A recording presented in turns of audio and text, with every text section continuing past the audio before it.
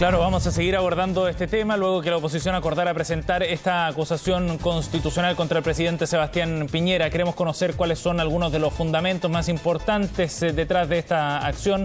Vamos a conversar del tema con el diputado de la Democracia Cristiana, Gabriel Silver. ¿Cómo está, diputado? Buenos días. ¿Cómo está Fresia y Sebastián? Diputado, gracias por conversar con nosotros. La primera pregunta tiene que ver con los fundamentos, diputado. ¿Cuáles son las razones desde el punto de vista jurídico para poder llevar adelante una acusación constitucional contra el presidente Piñera?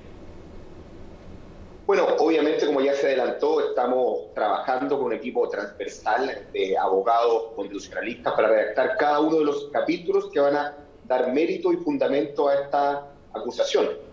Y en los hechos, básicamente, es invocar las facultades del artículo 52 de nuestra Constitución, y en lo sustantivo, el infringir gravemente el honor de la nación y también la infracción de la Constitución y las leyes.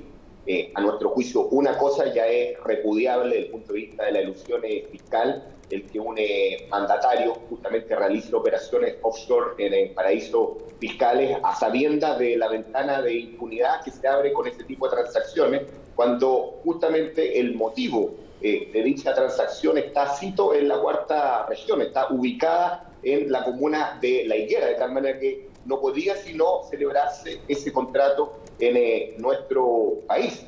Pero para nosotros, lo más grave, que uno esperaría primero ya una condena social, moral o una propia autocrítica del presidente Piñera, pero lo más grave es la incorporación de esta cláusula en la cual un privado se compromete a una obligación que solo un público puede asumir, cuál es la no exclusión de este sector del punto de vista ambiental para hacer viable justamente el proyecto minero Domina. Acá hay una situación que a nuestro juicio, desde el punto de vista de la acusación constitucional, configura un conflicto de interés grave. Es un contrato privado en el cual hay obligaciones de carácter público y que además, más allá del tema del mandato, han tenido un patrón de comportamiento durante esta administración de manera consistente justamente a este compromiso o a esta cláusula. ¿Diputado? Como por ejemplo el no precio. Sí, y esto procede, si fue la administración anterior, se lo digo por los argumentos que escuchábamos hace algunos minutos de la senadora Sabat.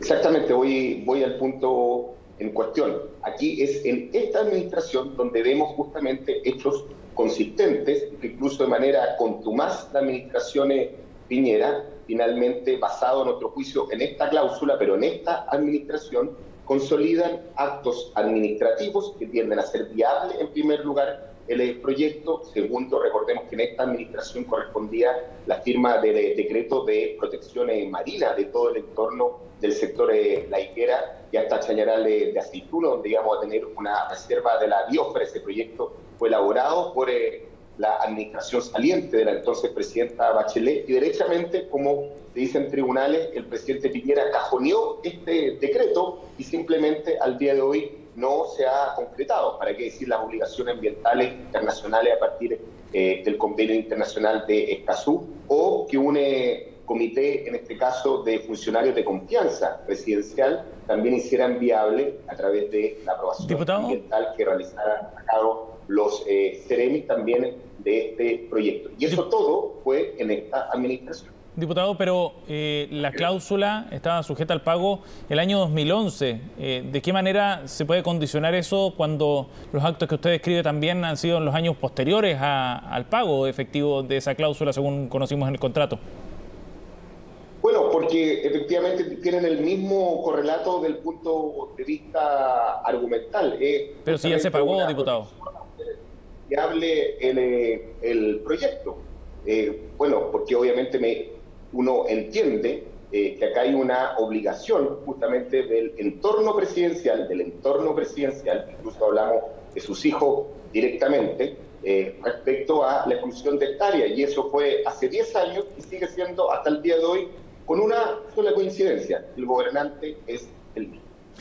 Diputado, ¿y de qué forma? Con aquella época como ahora. Sí, diputado, ¿y de qué forma se procesa en estos antecedentes y se toma el peso a lo que ya resolvió la justicia, porque acá hay algo bien claro.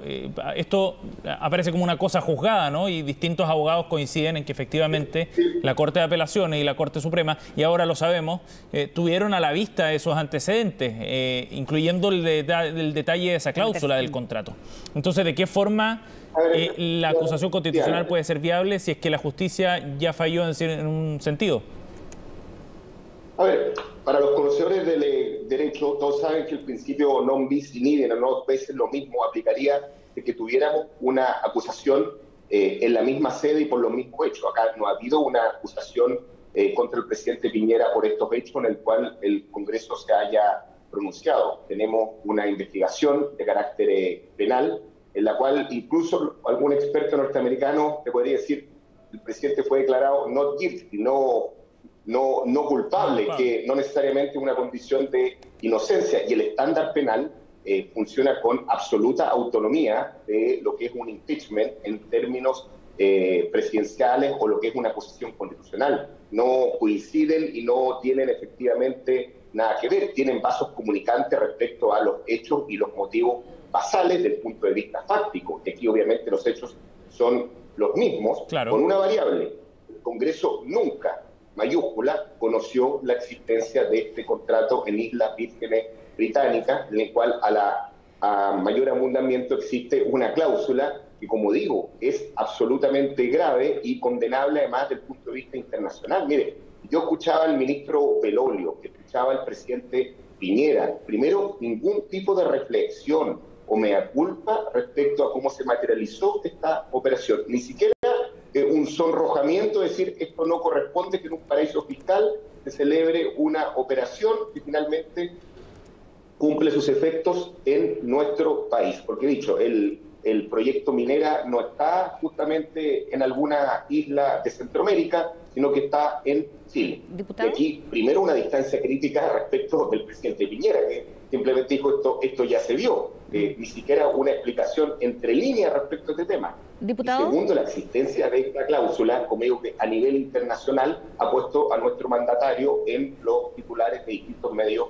informativos. Y en lo político, ¿cuántos parlamentarios se han sumado a esta acusación? Le pregunto porque además, cuando ayer conocíamos al menos dos, y también en entrevista aquí en CNN, pero después ¿usted se adelantó también a tomar la decisión de sumarse a nombre de la bancada? ¿Y por qué? Si es que se adelantó la decisión de su partido. Nosotros no nos adelantamos, simplemente quisimos participar con la oposición y no efectivamente de manera aislada. Finalmente el día de ayer, luego de un razonamiento colectivo, en este caso de la bancada Democracia Cristiana, mayoritariamente, si no unánimemente, pero mayoritariamente sí, se apoyó justamente el libelo acusatorio y no otro tipo de acciones que también se tuvieron a la mesa como otras herramientas de fiscalización, como una eventual comisión investigadora. Esta fue la decisión soberana de la bancada Democracia Cristiana.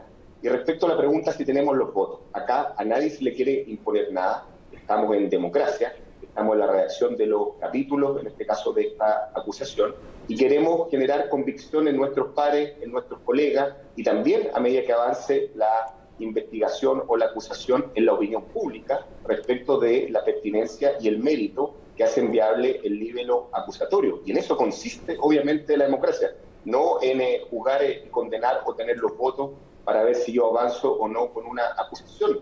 Es más, para nosotros lo más importante, Precia, Sebastián, es el precedente del punto de vista institucional. Acá algunos dicen que estamos muy próximos a las elecciones, pero ¿cómo vamos a saber nosotros la investigación que llevaba adelante el consorcio internacional? Aquí faltó que el señor Belolio dijera que esto es una confabulación de extranjeros, una confabulación de marcianos que se pusieron de acuerdo para boicotear a la administración Piñera. Hay una investigación internacional que lleva más de un año, que afecta a deportistas, artistas, otros gobernantes en el mundo, y nadie, a sabiendas, pudo haberlo hecho coincidir con el proceso electoral chileno. Lo que pasa es que nosotros no podemos hoy día, a partir de lo que ocurrió el domingo, yo lo vi a partir de una publicación del diario El País de España, simplemente no reaccionar o mirar para el techo. Eso creo que no corresponde cuando la credibilidad internacional o el país está mirando, el mundo, perdón, cómo reaccionar. Bien. Diputado Silver, gracias por conversar.